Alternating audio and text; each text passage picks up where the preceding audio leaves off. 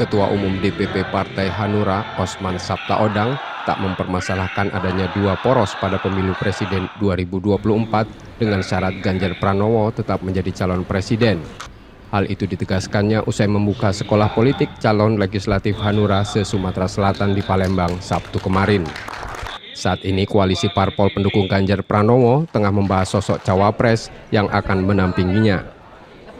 Cawapres pendamping Ganjar. Cawapres pendamping Ganjar gimana? Cawapres untuk itu sedang digarap.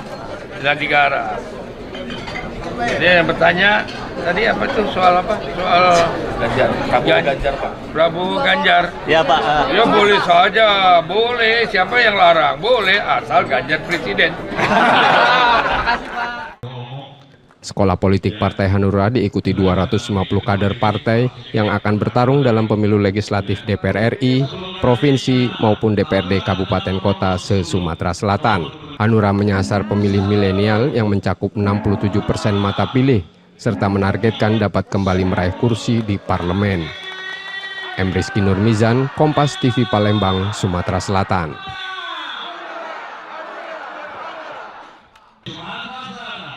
Kehadiran Bapak Ketua Umum Pak Ketua DPP